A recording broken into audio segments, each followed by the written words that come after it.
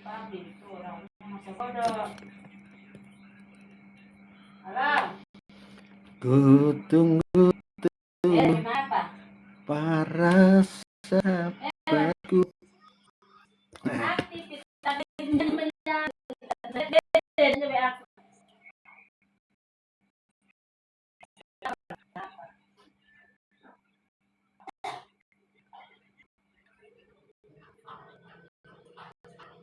sudah datang nih kakaknya anak Samsi. Datang kakaknya anak Samsi.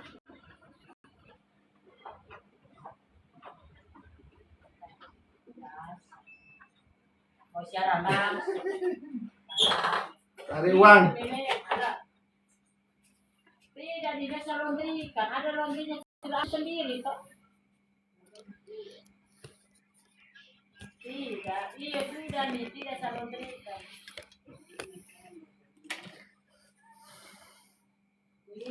Ya, selamat malam sudah bergabung. Siapa ini? Irwan Ali Irwan, kemudian Sali Hombing Huras. Ya. Yang bergabung ya. Semoga bisa nonton sampai selesai ya. Ini namanya harapan ya. Manusia itu boleh selalu berharap ya. Nah, harapan itu boleh setinggi mungkin, tidak ada masalah ya. Ya, perkenalkan ya, nama saya adalah Mr. Tony ya. Umur 70 tahun ya. Percaya atau tidak ya urusan Anda. Profesi saya, saya sekarang adalah praktisi kesehatan 3 dimensi ya. Ya, mungkin istilah itu asing ya. Tapi sengaja memang kalau orang mau terkenal itu katanya begini istilah yang aneh-aneh ya. Jadi istilahnya praktisi kesehatan 3 dimensi. Ya, saya sudah sering mengatakan saya bukan jualan barang, saya bukan jualan, pokoknya bukan barang ya saya jual ya. Saya memang konsisten ya. Saya jualan ide ya. Ide saya adalah namanya diri yang sehat ya. Diri yang sehat. Ini jualan saya ya. Nah, ide itu penting ya, dalam hidup manusia ide itu penting. Bahkan semua negara itu memiliki ide ya. Nah, ide Indonesia adalah disebut ideologi ya. Jadi logi itu artinya ilmu, ide itu adalah pemikiran. Jadi setiap negara pun harus memiliki ideologi ya. Indonesia sudah memiliki ideologi. Nah, sekarang kalau kita manusia ya, kita sekarang manusia ini ya, yang hidup dalam ini kini ya, nah itu juga harus memiliki ide ya. Ide saya adalah diri yang sehat ya. Nah, ini kayaknya belum ada ya, jarang ya orang yang memakai istilah diri yang sehat ya. Nah, kenapa demikian ya? Karena kalau menurut pikiran saya ini ya, jadi kata sehat itu adalah kata yang istilahnya infrastruktur, kalau istilahnya jalan ya. Jadi orang bisa melakukan segala aktivitas kalau dirinya sehat ya. Kalau dirinya tidak sehat maka bisa melakukan, namun barangkali ada rintangan, ada hambatan ya. Nah, membuat itu semua perjalanan tidak mulus ya. Nah, diri yang sehat ini sebetulnya sebuah ide ya. Ide apa? Ide yang optimal ya. Maka sering saya ulang-ulang saja ya. Ciri daripada diri yang sehat yang pertama adalah pemahamannya itu holistik ya. Istilah holistik ini sebetulnya banyak orang belum kenal ya. Banyak orang yang tidak kenal istilah holistik ya. Itu dari kata bahasa Inggris whole ya. Whole itu artinya keseluruhan ya. Artinya keseluruhan berarti tidak ada yang tersisa. Jadi semua itu adalah keseluruhan ya. Kalau bilang dunia itu keseluruhan ya, dunia dengan segala planet-planetnya, dengan bintang-bintang dan sebagainya, itu namanya whole ya. Nah, kalau manusia ya, kalau kita manusia ini juga keseluruhan itu ya meliputi raga, meliputi jiwa, dan meliputi yang rohani. Ya, itu. Nah, ini kemarin sudah saya jelaskan ya mengenai 3 lapis ini ya, karena itu penting. Kalau kita belum mengerti ini, akan menjadi repot ya. Makanya saya selalu biar saya mengulang-ulang 1000 kali tidak ada masalah. Yang penting Anda mengerti, dan setelah Anda mengerti, maka Anda bisa menggunakan ide ini dalam kehidupan sehari-hari ya. Karena ini praktis ya. Jadi ide yang saya pakai ini adalah praktis ya, tapi sekaligus juga ide ini bisa digunakan untuk menilai semua orang ya, termasuk pemimpin politik, pemimpin agama, itu bisa dinilai dari segi kesehatan, baik itu kesehatan raga, kesehatan jiwa maupun kesehatan rohani atau spiritual. Saya mengatakan aku ini ya, aku sering mengatakan aku ini adalah tidak bisa mati ya. Yang mati itu cuma ragaku, bukan aku. Aku tidak bisa mati ya. Itu keyakinan ya, itu namanya keyakinan ya. Nah, kalau raga itu bukan keyakinan, itu fakta ya, bisa diraba ya, bisa dilihat ya. Nah, bisa itu namanya yang namanya fisik ya. Sementara pikiran ya itu bukan fisik, perasaan pun juga bukan fisik, tapi ada di dalam, nempel di fisik ya. Orang bisa mikir kalau ada otaknya ya. Kalau otak tidak ada, orang tidak bisa mikir ya. Sama juga orang kalau tidak punya hati maka tidak bisa merasakan. Nah, itu istilah demikian. Nah, yang holistik ini jarang setiap orang paham. Ya, kenapa demikian? Karena memang itu adalah ilmu yang betul-betul tidak gampang dipelajari ya. Tapi kalau holistik dalam diri manusia kita, inilah raga, jiwa, dan rohani. Nah, ini namanya holistik. Jadi misalnya begini ya, ada yang mengatakan orang sakit itu awalnya dari pikiran. Benarkah demikian? Bisa dikatakan demikian ya, khususnya para wanita-wanita kan. Wanita itu kalau tidak enak ya, jengkel, biasanya langsung malas makan ya. Karena malas makan atau menunda makan, akhirnya penyakitnya mah atau asam lambung. Itu yang saya hadapi setiap hari, termasuk istri saya. Ya begitulah namanya manusia ya. Tapi orang yang tahu ya diri yang sehat ya, maka dia ingin menghindari, kalau bisa menghindari bagaimana supaya tidak sakit ya. Nah, menghindari itu caranya mulai usaha-usaha disebut usaha preventif. Nah, makanya saya sebagai pemikir yang masih sehat juga, usaha Anda yang nonton pasti sehat semua ya. Nah, masih sehat ya, raga masih sehat, mata masih sehat ya. Nah, saya juga mata masih sehat ya. Jadi saya melihat apa lagi ya? Ya, kemudian ada Lem Leni 69 ya. Selamat malam yang sudah bergabung. Terima kasih ya. Semoga menonton sampai selesai. Ya, ada lagi siapa itu? Subiana Ana. Ya, terima kasih. Penonton lama dan Rising Star di live-mu. Terima kasih ya. Oke. Jadi mestinya kalau mendengar apa yang sudah dengan Mr. Tony ini, ya makin lama kita hidupnya pasti makin enak ya, hidupnya pasti makin enak. Kenapa? Itu karena orang-orang sehat itu biasanya lebih gampang hidup, ya lebih gampang memahami sesuatu. Karena bisa memahami sesuatu, maka sikapnya pun bisa benar. Pemahaman. Jadi pertama holistik itu ilmu ilmiah ya. Jadi ilmu ya. Jadi orang itu harus pada dasar harus berilmu. Itulah pengetahuan, makanya disebut ilmu pengetahuan ya. Kalau kita mau hidup dengan baik harus memiliki banyak ilmu, banyak keterampilan, banyak keahlian ya. Semua orang itu membutuhkan ilmu pengetahuan, membutuhkan keahlian. Keahlian itu juga ilmu ya. Nah, perlu juga latihan ya, itulah.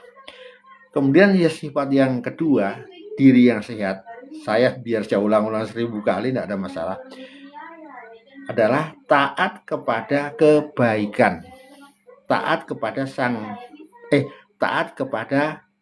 kehendak Sang Pencipta. Karena kita itu manusia diciptakan ya, itu ada kehendaknya. Jadi manusia itu di dunia itu bukan tanpa tujuan ya. Kalau itu namanya keyakinan sebenarnya ya. Nah, jadi taat akan kehendak Sang Pencipta itu hanya satu, enggak dua, enggak tiga ya.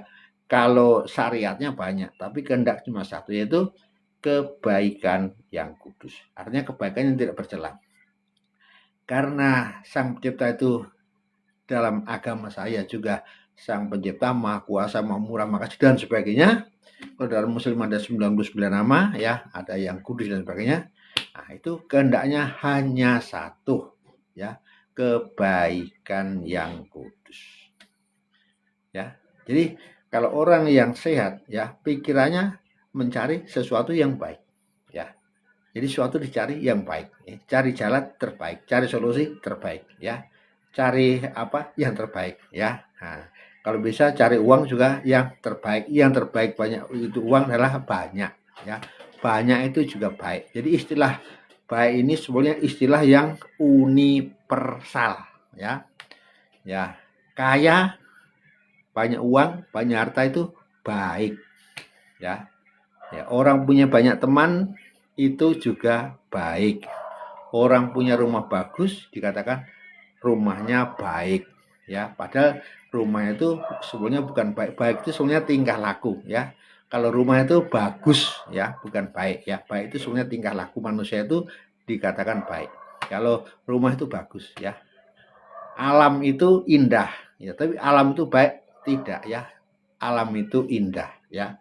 Nah, begitu. Kalau baik itu adalah khusus tingkah laku manusia. Kata-kata manusia itu disebut baik. Maka baik itu istilah yang umum.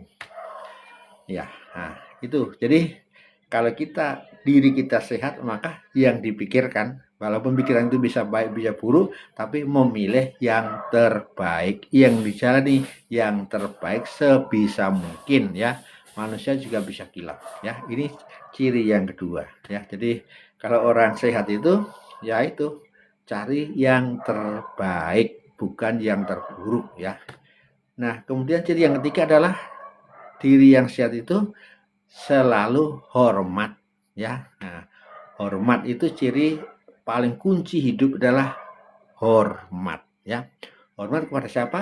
Hormat kepada kemanusiaan ya. Nah, kenapa? Karena kita sama manusia lahirnya pun cara yang sama ya. Ada orang yang keluar dari pohon, tidak ada. Ada yang keluar dari ini, tidak ada ya. Semua orang kebanyakan ya, semua ya, kecuali Adam dan Hawa. Nah, itu kecuali Adam dan Hawa itu adalah lewat rahim seorang perempuan ya. Makanya kita harus hormat kepada manusia karena kita sama ya. Yang berbeda itu cuma identitasnya, tampilan fisik yang berbeda ya. Misalnya orang Afrika itu kulitnya hitam ya, kemudian hidungnya tidak mancung ya, rambutnya keriting. Ini orang Afrika ya, ya hitam ya. Kenapa? Memang di Afrika itu dikatakan benua hitam, tempatnya panas ya, rambutnya keriting. Sebelum rambutnya keluar kena matahari, kemudian panas keriting ya. Beda orang barat ya. Orang barat tinggal di daerah dingin, daerah subtropis, dan tinggal di daerah ya subtropis ya. Nah itulah yang menjadi ciri yang ketiga. Kata hormat itu penting sekali ya. Itu bahkan menurut saya, menurut Mr. Tony ya, itu yang katanya disebut hormat itu adalah kata kunci ya. Makanya kalau orang itu hormat kepada sesama, maka dia akan melakukan sama dengan baik ya. Kita akan hormat ya. Bendera juga dihormati karena itu bendera juga lambang sebuah tanda ya, termasuk simbol-simbol kenegaraan itu bendera ya. Hormat ya. Nah, itu sangat penting. Nah, ciri yang keempat ya, orang diri yang sehat ya. Aku yang sehat ini, ciri yang keempat adalah melakukan segala sesuatu yang bermanfaat ya, yang bermanfaat ya. kalau tidak bermanfaat tidak dilakukan kecuali terpaksa ya, namanya orang kan ada istilah kecuali ya. Kalau situasi ceteris paribus, situasi biasa, maka harus melakukan yang bermanfaat ya, bukan yang mudarat ya. Itu namanya sia-sia. Ciri yang kelima adalah semua ini ciri yang kentara sekali ya, kalau orang sehat melakukan segala sesuatu dengan semangat, artinya dengan sukacita, dengan senang hati ya. Kalau semangat biasanya orangnya lalu energik ya, istilah energik itu artinya penuh semangat, itu artinya menjadi kuat ya. Seperti jalan kaki, orang-orang yang malas jalan kaki, misalnya panas matahari, pasti orang yang malas cenderung agak lambat ya. Sedangkan orang semangat, nah macam saya, kalau cuma jalan kaki kena matahari saya tidak masalah.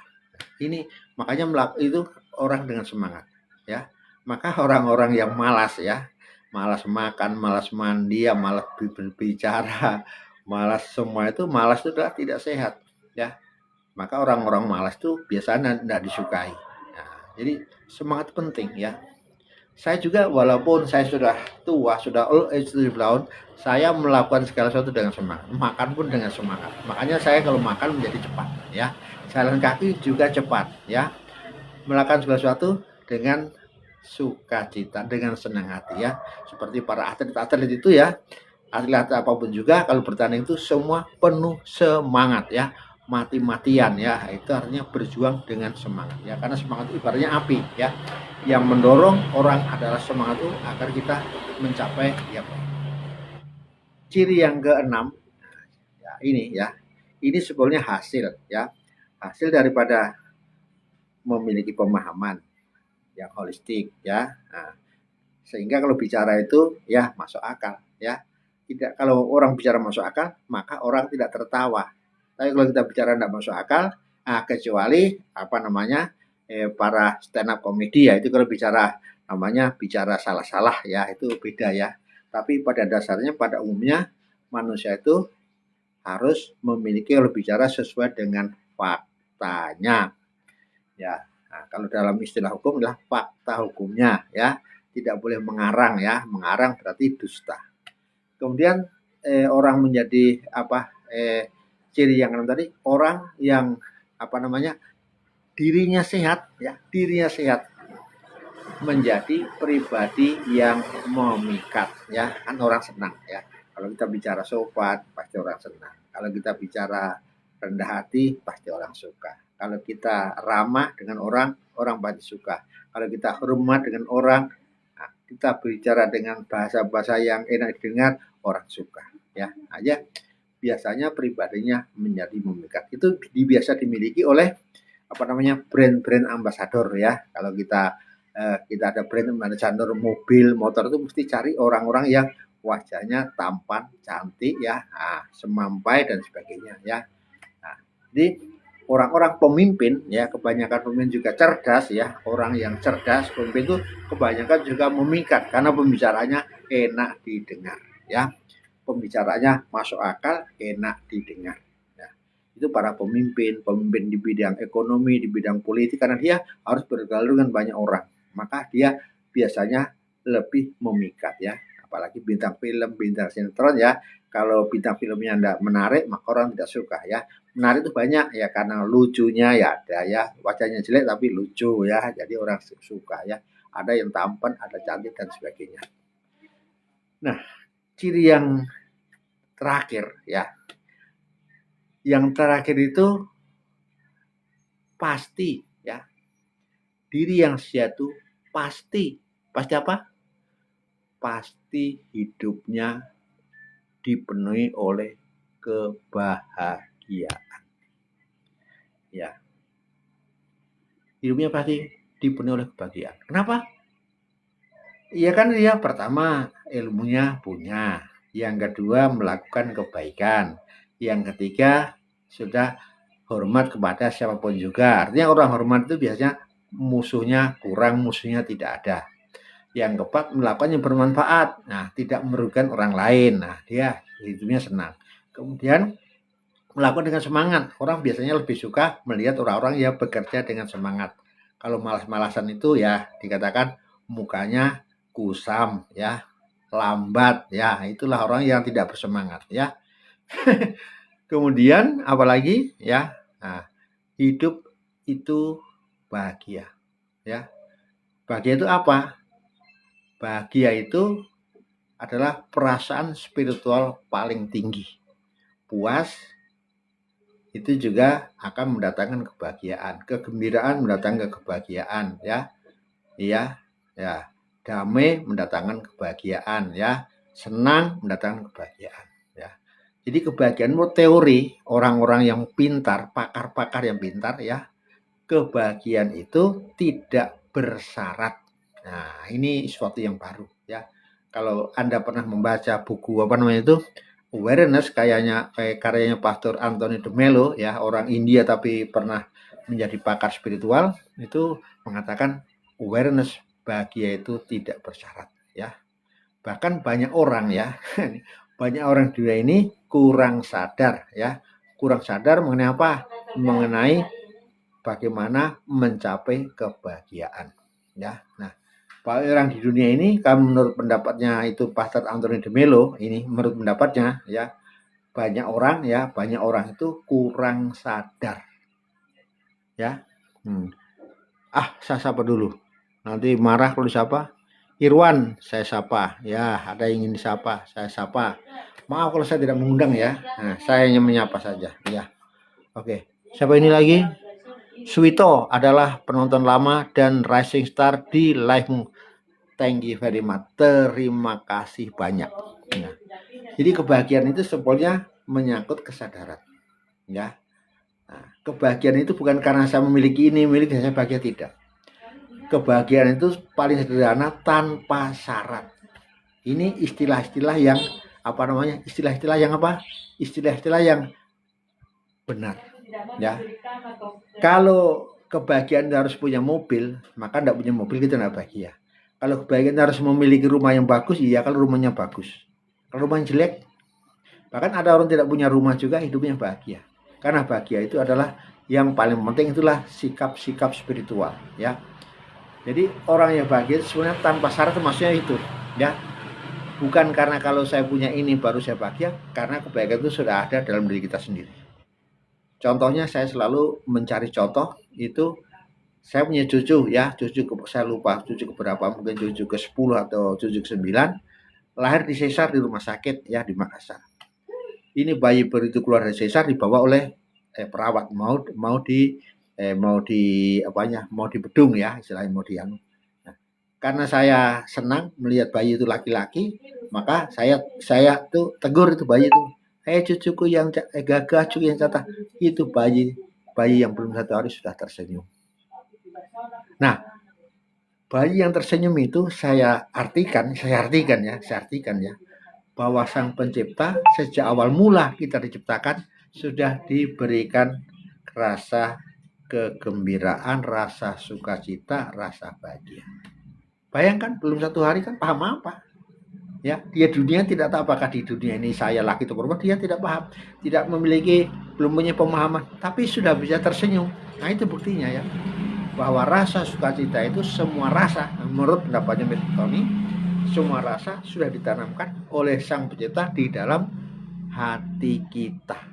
Ya, makanya itu hati kan lambang rasa. Jadi itu semua itu sudah diberikan dalam hati kita. Ya, rasa cinta sudah, lawannya rasa benci. Ya, rasa berani lawannya rasa takut. Ya, rasa suka lawannya rasa duka. Ya. Kemudian rasa apa lagi? Rasa tinggi hati lawannya rendah hati ya. Rasa memiliki harapan lawannya kecewa ya.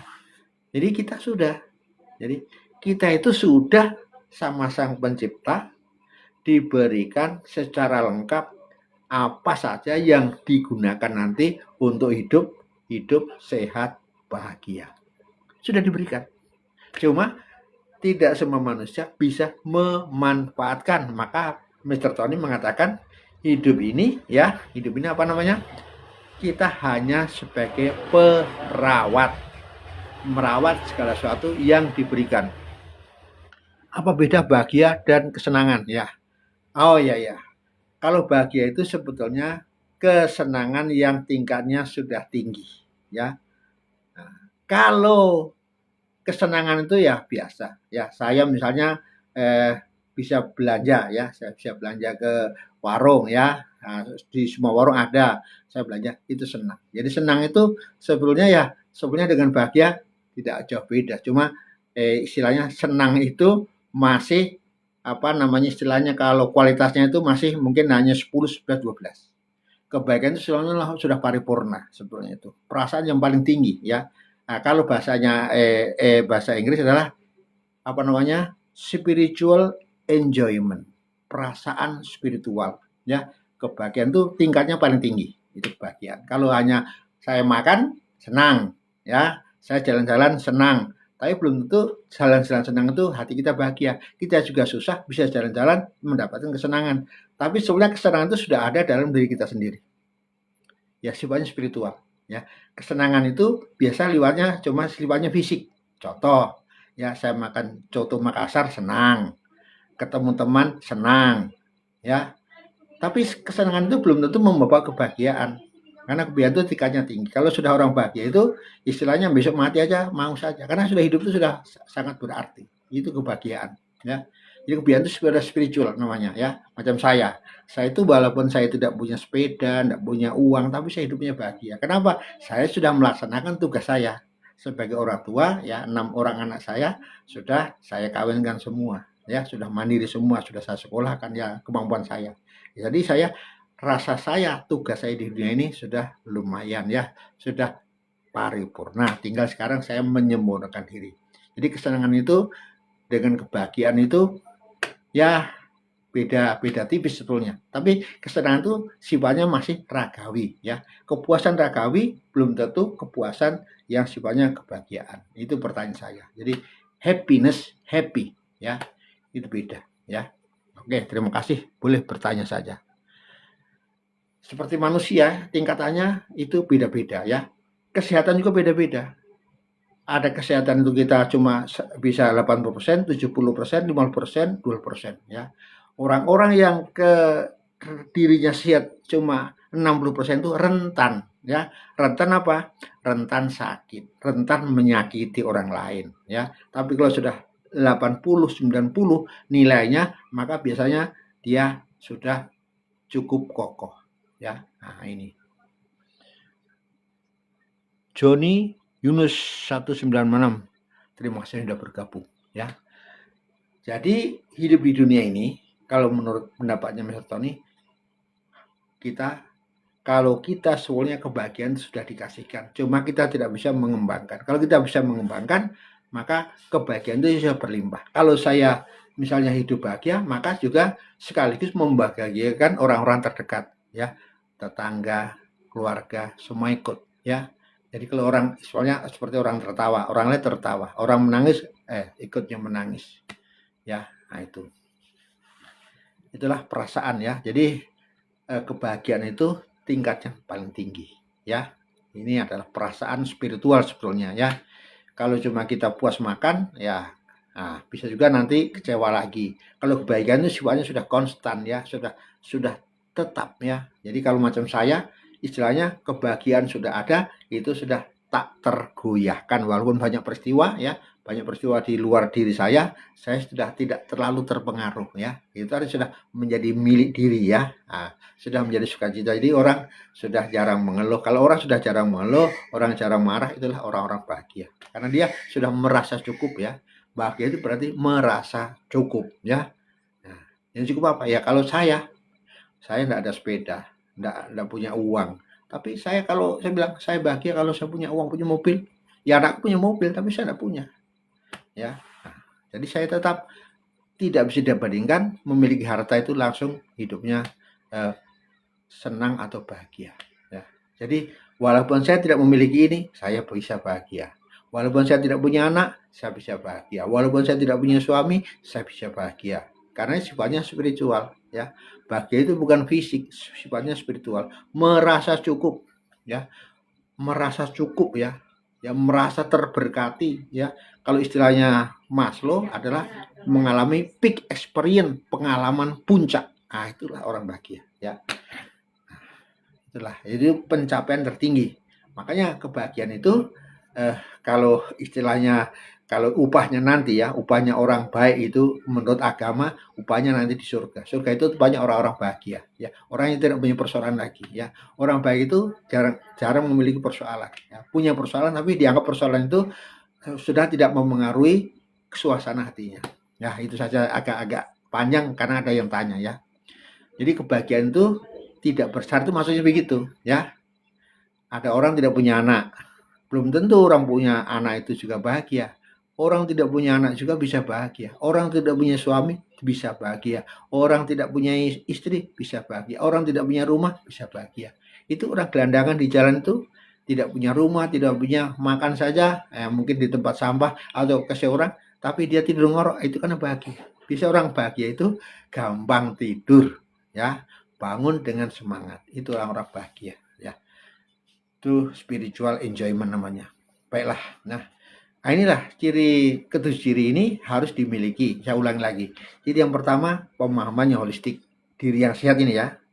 Ya, diri yang sehat ini ya. Nah, diri yang sehat itu bukan berarti semua sehat, bukan. Ya, diri yang sehat itu bisa saja mata saya kabur, tapi kan tetap yang lain masih sehat. Ya, karena kesehatan manusia itu tidak pernah 100%, tidak pernah, ya. Contoh saya ya, kelihatan sehat. Mata masih bisa melihat, telinga masih bisa mendengarkan.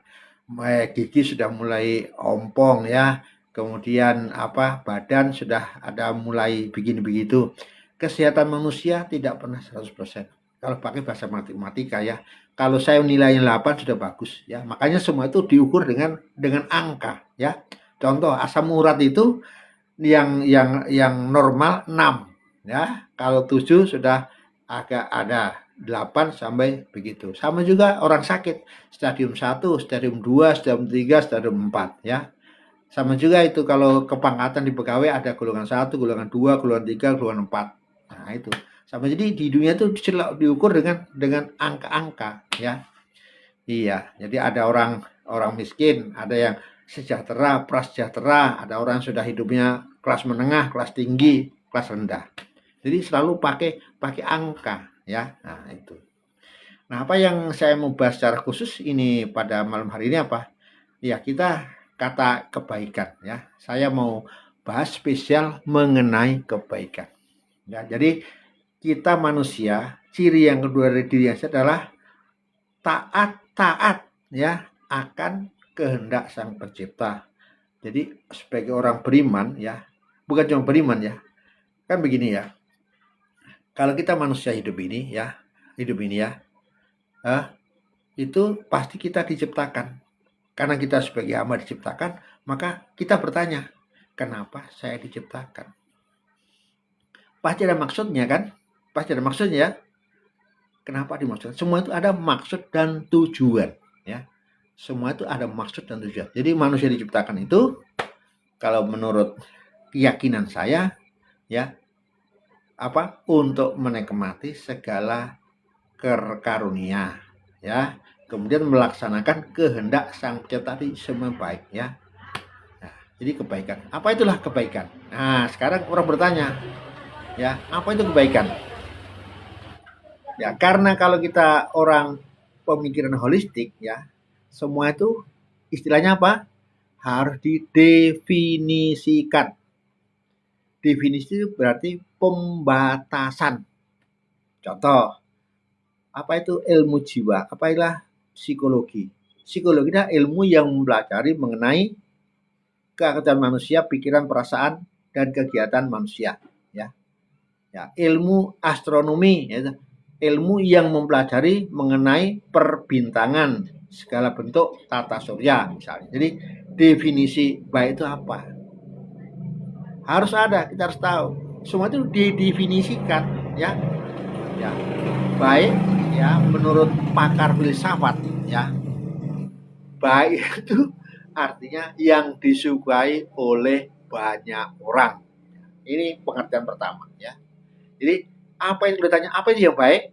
Ya, sesuatu yang baik itu yang misalnya disukai oleh banyak orang. Ya, contohnya apa? Misalnya memberi uang, ya, sodakoh, ya. Nah, itu semua orang suka, ya. Dihormati, semua orang suka. Karena dihormati itu merasa dirinya ada harganya. Dihormati karena ada harganya, ya. Maka hormat itu menjadi baik, ya. Jadi baik itu disukai oleh banyak orang. Itu prinsipnya, ya.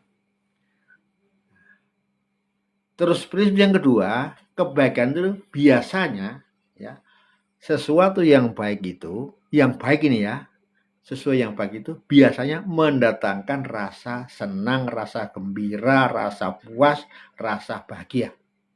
Biasanya efeknya ya. Efek daripada sesuatu yang baik itu, karena kan banyak yang suka, banyak yang mengejar, maka efeknya kebaikan itu sifatnya mendatangkan rasa puas, mendatangkan rasa senang, mendatangkan rasa damai, bahagia, sejahtera, dan sebagainya. Ya, nah, ini pengertian yang kedua. Jadi kalau sesuatu yang baik itu kalau dikerjakan, ya dikerjakan, ya itu biasanya saya juga akan senang. Ya, misalnya saya menyapu halaman, ya itu baik. Kenapa? Orang lihat yang bersih, saya suka. Saya pun dikatakan dipuji orang bersih, saya senang. Jadi baik itu adalah disukai oleh banyak orang, ya. Orang tertib, misalnya antri, ya, antri di pom bensin, ya. Antri itu bagus, ya. Antri itu disukai oleh banyak orang karena yang datang kemudian di belakang, yang duluan datang di muka. Jadi itu adil, ya. Itu dihargai menurut waktunya. Coba kita langsung menerobos dari belakang langsung di muka, pasti orang marah. Karena menerobos itu adalah suatu perbuatan yang tidak baik. Banyak orang tidak suka. Nah, ya. Kalau tertib banyak orang suka, ya. Nah, disiplin banyak orang suka, ya. Nah, jadi itu tentang kebaikan, ya. Nah, yang ketiga menurut Mr. Tony, kebaikan itu adalah yang dikehendaki oleh Sang Pencipta. Jadi Sang Pencipta itu adalah maha baik. Makanya yang dikehendaki juga yang baik. Orang-orang ateis bertanya, kenapa di dunia itu ada bencana? Nah, ini pertanyaan kan? Kenapa itu ada kalau Tuhan maha baik, kenapa ada bencana? Ya, apakah bencana itu Tuhan tidak kasihan sama manusia? Nah, jawabannya macam-macam. Ya. Yang jelas alam, ya, sifat alam itu adalah keseimbangan. Sifat alam itu adalah keseimbangan. Ya. Kalau banyak air di gunung, ya pasti air itu sifatnya mencari tempat yang rendah. Kalau sana tidak muat, cari keseimbangan harus dilepas. Makanya terjadilah banjir. Ya. Sebenarnya itu adalah bentuk-bentuk keseimbangan, ya. Karena tidak muat, ya meleleh. Itulah bentuk keseimbangan, ya. Bumi saja, ya, bumi ini, ya. Kalau katanya sudah ada yang bilang ada 12 miliar tahun, ada yang mengatakan 8 miliar tahun. Tapi kenapa bumi kok berputar mengelilingi matahari kok tetap? Aneh kan? Nah, matahari kalau pikir, ya, itu dari benda gas. Kenapa gasnya tidak habis-habis? Sudah miliaran tahun. Jadi itulah dikatakan, apa tadi? Dikatakan bumi itu mencari keseimbangan. Ya, ada yang bencana, gempa bumi itu sebenarnya keseimbangan saja. Ya, nah, makanya banyak orang sekarang tidak percaya sama Tuhan. Kan pertanyaannya, kalau Tuhan itu maha baik, kenapa ada bencana? Nah itu, kalau Tuhan itu maha baik, maka kenapa ada bencana? Ya, kalau Tuhan kasihan sama orang, ya, kenapa ada Tuhan itu kejam? Nah, diciptakanlah neraka. Nah itu, makanya banyak sekarang orang di Eropa, di Perancis, di Belanda, di Cina, di Jepang, di Indonesia, di Amerika, Selandia Baru, banyak orang tidak percaya kepada Tuhan. Makanya saya Peter Tony menyebutnya itu bukan apa? Bukan saya menyebut Tuhan, tapi Sang Pencipta. Terserah kalau kamu merasa bisa buat dirinya sendiri, tidak mungkin ya. Orang tua juga tidak bisa membuat anaknya, tidak bisa ya. Dia hanya mengikuti kehendak alam, kehendak dari yang diberikan oleh Sang Pencipta ya. Nah, itu saja buktinya ya. Makanya saya mengatakan Sang Pencipta. Jadi kita itu makhluk ciptaan saja. Ya, semua tumbuh-tumbuhan, tidak ada manusia bisa menciptakan tumbuh-tumbuhan, tidak bisa, kecuali varietas diubah bisa. Tapi manusia tidak bisa menciptakan kehidupan. Ya, kehidupan itu hanya diberikan oleh Sang Pencipta. Ya, nah, saya tidak mau berdebat tentang Tuhan karena itu hal yang tidak saya lihat. Ya, Mr. Tony itu hanya berbicara sesuatu hal yang bisa dilihat, bisa dicandra, bisa dimengerti oleh akal, ya, oleh roh, ya. Ya, kalau yang tidak dilihat, ya, saya tidak bisa berdebat. Ya, banyak orang berdebat tentang Tuhan, ya itu kalau saya tidak mau, ya. Kalau Anda percaya, sudah, Anda percaya sudah, selesai, ya. Karena kalau orang tidak percaya mau diapakan, ya. Nah, kalau orang di Indonesia kebanyakan masih percaya, ya adanya Tuhan, ya. Makanya masih ada agama, ya, masih ada agama, ya. Karena agama itu dalam agama katanya ada perintah Tuhan. Terserah, ya. Saya tidak diskusi tentang agama, saya diskusi tentang kesehatan, ya. Oleh karena itu tentang kebaikan tadi. Jadi orang-orang yang sehat secara spiritual, ya, itu biasanya kalau sakit itu dia periksa, dia cari obat. Tapi orang yang kena penyakit jiwa, ya, banyak ya, yang sudah mulai stres, dia malu atau dia tidak mau. Jarang orang stres itu bisa dibawa di rumah sakit jiwa karena kesadarannya sudah beda, pemahamannya sudah berbeda.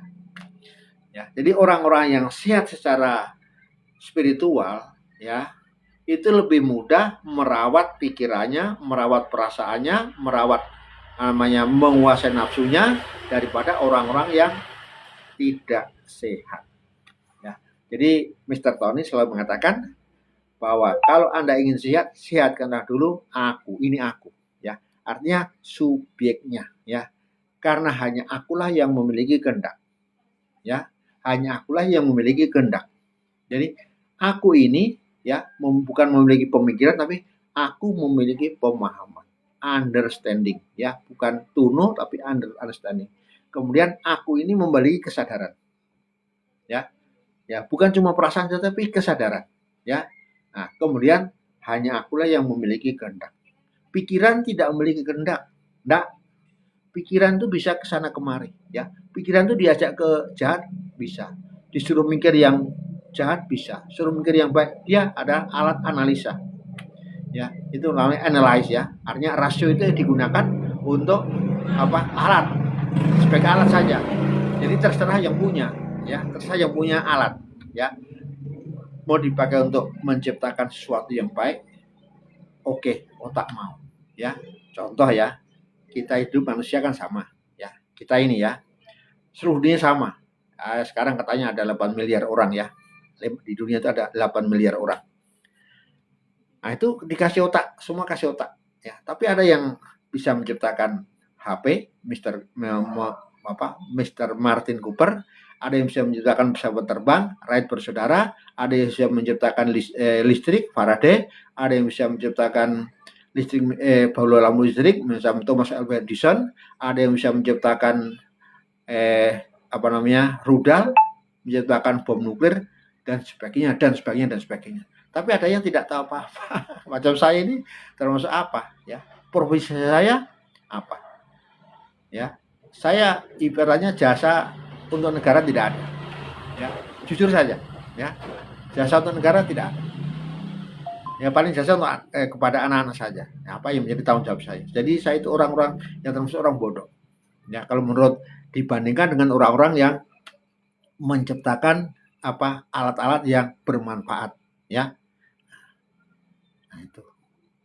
Jadi kita manusia itu kalau memang kita memiliki kesadaran yang baik, pemahaman yang baik, kesadaran yang baik, pasti akan melakukan hal-hal yang bermanfaat, hal-hal yang baik, ya. Dan itu fitrah manusia.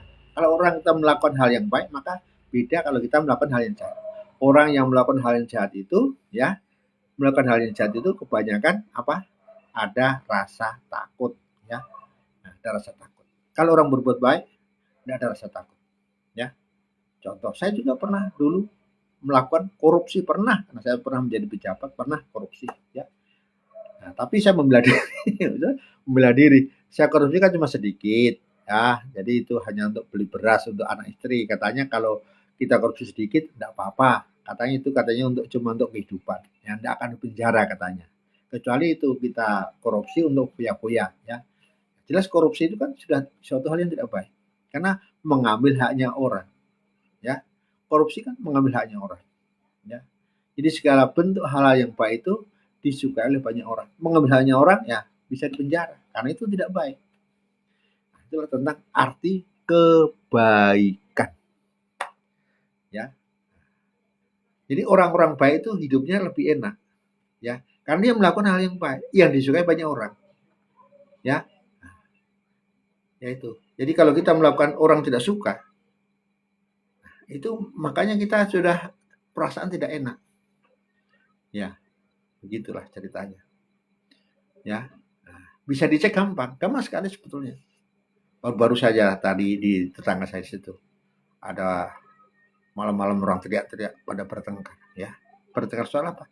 Karena mereka tidak menghormati temannya, berkata-kata yang tidak baik. Apalagi ada yang berdusta. Dusta kan tidak baik. Dusta itulah perbuatan yang tidak baik karena tidak menceritakan kebenaran. Ya. Nah, jadi wawasan kita kalau kita memang orang sehat, wawasannya menjadi luas, ya. Orang akhirnya kalau kita orang yang orang yang sehat itu jarang orang menjadi sombong. Ya, karena sombong itu ya tidak baik. Ya, sombong itu tidak baik. Ya. Orang serakah itu juga tidak baik. Orang iri hati juga tidak baik. Dendam juga tidak baik. Ya, kita seluruh manusia sudah tahu antara yang baik dan yang tidak baik. Ya, sudah tahu orang. Ya, tapi kadang-kadang manusia melakukan yang tidak baik. Ya, nah kalau kita orang diri yang sehat, maka kita bisa mengontrol. Ya, kalau diri kita sehat, aku ini sehat, maka bisa mengontrol pikiran. Ya, karena pikiranku bukan aku. Ya, nafsuku bukan aku. Ya, perasaan saya bukan aku. Kalau saya sedih bukan berarti saya sedih. Tidak. Saya adalah sedih bukan. Saya mengalami kesedihan sifatnya temporer. Artinya sementara. Yang tidak boleh hilang adalah kebahagiaan. Sukacita tidak boleh hilang. Kalau sukacita hilang sudahlah. Orang biasanya yang paling terjadi menjadi putus asa, putus harapan. Itulah yang biasa bunuh diri, ya, banyak angka-angka bunuh diri, ya. Kalau kita belajar sosiologi, ya, di Eropa, di Jepang, ya, di Amerika banyak orang melakukan bunuh diri, ya. Kenapa? Hidupnya kosong, katanya kosong, ya. Artinya hidup itu tidak ada maknanya, tidak ada artinya, tidak ada harganya, sehingga hidup itu sia-sia, ya. Sudah tidak ada yang menghargai lagi, sudah tidak dipedulikan orang. Nah, itu orang menjadi begitu tidak bermakna, tidak berarti, tidak memiliki nilai lagi. Nah, makanya lebih baik ya sudah. Di Amerika menurut survei, ini di Amerika ini, ya, orang-orang yang melakukan ketidakbaikan ini, katanya tiap hari katanya 20 orang veteran tentara itu melakukan bunuh diri. Ini survei, ya. Saya lama tahu, ya. Apakah benar ya? Tidak tahu karena itu setiap orang survei, ya.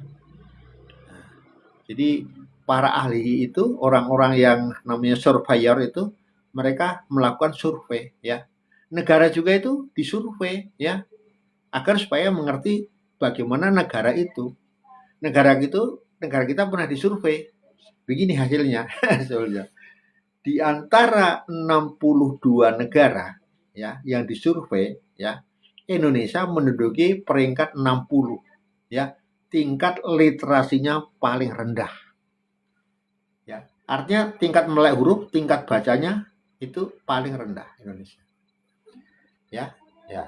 Oleh karena manusia Indonesia kurang baca, apa akibatnya kalau kurang baca? Akhirnya kurang pintar, kurang cerdas, ya. Nah, itu yang terjadi di Indonesia.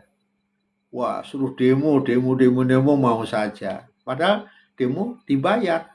Kalau ada apa-apa, siapa mau tanggung? Ya, jadi Indonesia itu termasuk kurang cerdas.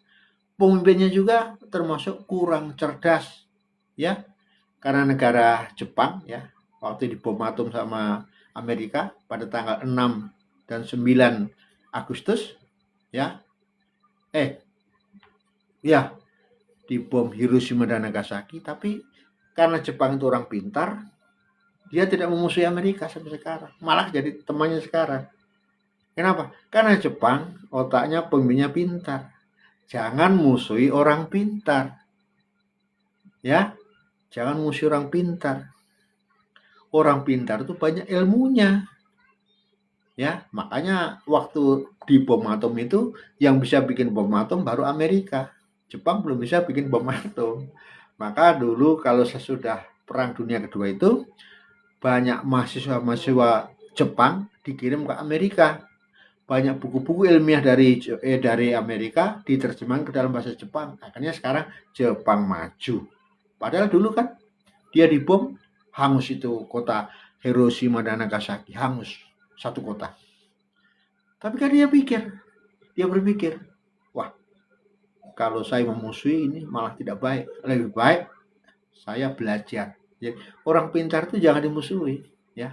Musuh orang pintar, kamu habis akalnya. Makanya sering saya dalam ilmu apa namanya? Ilmu politik saya mengatakan ya, yang berkuasa di dunia ini ya, orang cerdas satu, yang kedua orang berani, orang ketiga orang jujur, yang keempat orang kaya. Ya. Nah, itu kuncinya hidupnya yang empat saja. Kalau kita memiliki keempat karakter ini, kita pasti hebat. Ya. Pertama, cerdas. Orang cerdas itu bisa mengerti, bukan cuma mengerti barangnya, tapi mengapa demikian, bagaimana caranya. Nah, kalau sudah tahu mengapa demikian, bagaimana caranya, itulah orang pintar. Iya, jadi orang-orang cerdas itu kebanyakan kaya. Kebanyakan ya. Karena pintar mencari uang, pintar menyimpan uang, pintar ini akhirnya menjadi kaya. Jadi rata-rata orang cerdas itu pintar. Dan memang yang kaya-kaya di dunia itu orang-orang cerdas semua, kan begitu ya. Ya, contoh yang menemukan ini bola lampu listrik, ini setiap hari mengalir ke rekeningnya. Karena ada royalti. Pabrik balon harus membayar royalti kepada pemiliknya yang hak patennya itu. Karena hak paten didaftarkan di Departemen Kehakiman. Nah, itu yang baik begitu. Gitu. Jadi orang-orang cerdas, nah, ini selalu bisa menciptakan hal-hal yang berguna untuk masyarakat. Kalau saya kan bukan orang cerdas, ya. Kalau IQ orang cerdas itu bisa 200, 250, 300. Kalau orang Indonesia rata-rata IQ-nya adalah cuma di bawah 90, ya. Yang 100 jarang, 110 ada. Nah, itu diukur juga dengan angka. Ya, semua itu diukur dengan angka, ya. Nah, itu diukur dengan angka, ya. Jadi kembali kata baik, ya. Maka sebetulnya itu tidak usah diajari. Ya, kita manusia itu sudah belajar dari keluarga. Yang baik tidak baik itu sudah ada di keluarga, ya. Nah, sudah ada di keluarga. Jadi anak-anak itu sebenarnya produk dari keluarganya. Kalau menurut teori sosiologi, karena di mana anak itu di situ dia belajar. Dia belajar apa? Apa yang ada dia serap menjadi keyakinan. Nah, itulah. Jadi ya, orang-orang yang sehat secara spiritual, ya, dia bisa mengerti pikirannya. Dia bisa menilai pikirannya. Oh ya, pikiran saya itu tidak baik, jangan ikuti. Oh ya, pikiran saya itu baik, ayo kita ikuti. Ya, karena dia minta tolong pikiran, karena pikiran itu rasio, alat untuk mengkalkulasi itu rasio ini, akal ini. Ya, tapi kalau sudah menjadi milik saya, bukan lagi pikiran, tapi sudah menjadi pemahaman. Jadi istilahnya bukan cuma pikiran, tapi sudah pemahaman. Ya. Kalau perasaan hari-hari, perasaan jengkel, perasaan kecewa, perasaan ini, kalau sudah menjadi milik saya disebut kesadaran. Itu harus jelas ya. Jadi saya selalu mendefinisikan apa yang saya katakan ya. Jadi pemahaman adalah serangkaian ya, serangkaian kebenaran-kebenaran ya yang dimiliki dan diyakini dan menjadi dasar untuk berbicara dan untuk bertindak. Itu pemahaman. Jadi orang melakukan sesuatu itu dasar pijakannya adalah pemahaman ya. Makanya sering kata, kau sudah paham sudah. Nah, kalau belum paham ya dikasih pemahaman. Ya. Nah, itu pemahaman menjadi milik diri ya. Macam saya kalau misalnya pagi hari saya lihat misalnya saya menyapa pagi hari kan di muka rumah saya kan cuma jalan ya. Nah, saya tidak punya halaman kalau di perumahan ya. Kalau lihat pagi hari banyak sampah-sampah kan saya lihat ini tidak baik. Dilihat pun tidak baik. Kotor juga tidak baik. Maka saya sapu. Ya. Disapu itu ya itu namanya baik karena disapu menjadi baik. Ya, jadi kita orang-orang yang sehat secara spiritual itu menjadi peka. Lihat barang kotor kan tidak enak. Kan kotor kan tidak baik. Ya, kotor kan sesuatu yang tidak baik. Makanya harus dibersihkan. Ya, barang tidak teratur itu tidak baik, makanya harus diatur. Iya. Nah, begitulah ya. Nah, teriak-teriak itu tidak baik. Ya. Nah, bicara keras pada orang tua itu tidak baik. Ini kita harus tahu mana baik mana tidak. Itulah dikatakan kesadaran, yaitu kemampuan ya. Ini saya sekarang tentang kesadaran. Kesadaran adalah kemampuan manusia, kemampuan kita untuk membedakan, untuk merasakan benar atau salah, baik atau buruk, ya, indah atau tidak indah, pantas atau tidak pantas. Nah, kita harus memiliki definisi ya. Ya, itu perlu definisi. Makanya Mr. Tony selalu memberikan definisi ya. Kebaikan sudah didefinisikan tadi. Apa itu kebaikan? Adalah sesuatu yang disukai oleh banyak orang. Ya. Nah, biasanya yang buruk itu kan tidak disukai banyak orang. Ada orang suka yang buruk, tidak ada. Ada suka dengan pencuri, tidak ada. Ada suka dengan orang yang orang yang teriak-teriak, pasti tidak suka. Kalau misalnya gini, sesuatu yang kotor pasti banyak orang tidak suka. Ya, itulah ya. Tertib itu bagus. Enggak tertib orang tidak suka.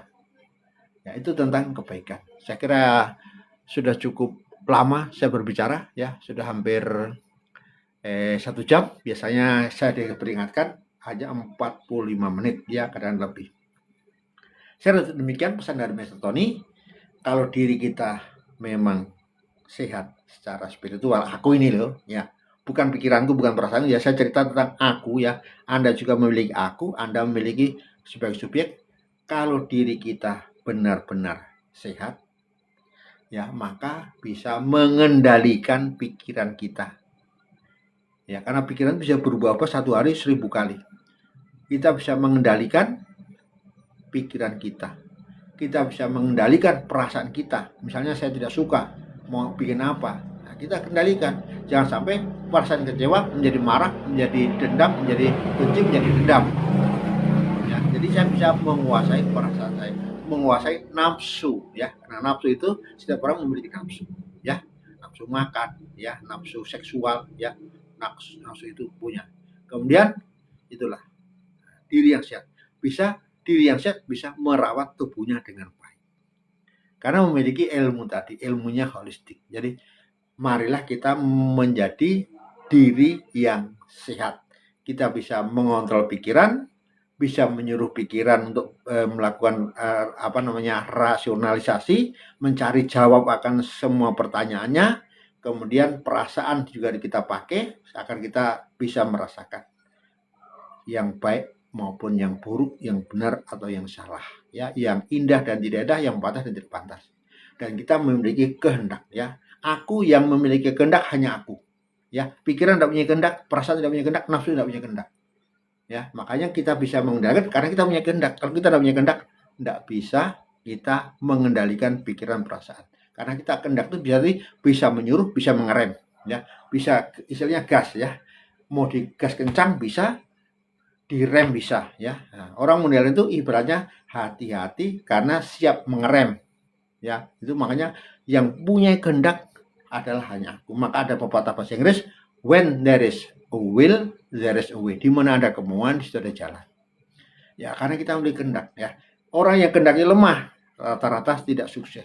Orang yang kehendaknya lemah maka melakukan segala sesuatu dengan sedih hati ya, bukan dengan suka hati. Saya kira itu saja dari Mas Tony. Semoga apa yang sampaikan itu berguna, malah kita menjadi orang yang diri kita yang sehat. Saya kira itu sekarang cuma itu yang saya bisa sampaikan. Kalau ada kurangnya saya minta maaf, kalau ada lebihnya syukur ya. Sekian, bertemu lagi pada jam yang sama 23 pukul 23 waktu Indonesia bagian tengah. Nah, sering saya jelasin kenapa saya harus malam hari, karena supaya apa yang saya sampaikan itu kemudian kita mau tidur, karena sudah jam 11 mau biasanya orang tidur, itu direnung-renungkan ya. Setelah direnungkan, kira-kira apa yang disampaikan Mas Tuan itu benar atau salah ya. Kalau saya seandainya tidak sesuai dengan apa yang saya lakukan, apa yang mesti saya lakukan ya, kan manusia harus melakukan introspeksi terus, menilai diri kita sendiri ya, jangan salah menilai ya. Share itu saja dari Mr. Tony. Besok ketemu pada jam yang sama ya. Saya mempunyai semboyan ya, begini. Sehat itu kuat, sehat itu nikmat dirasa. Sekian, puji Tuhan, amin.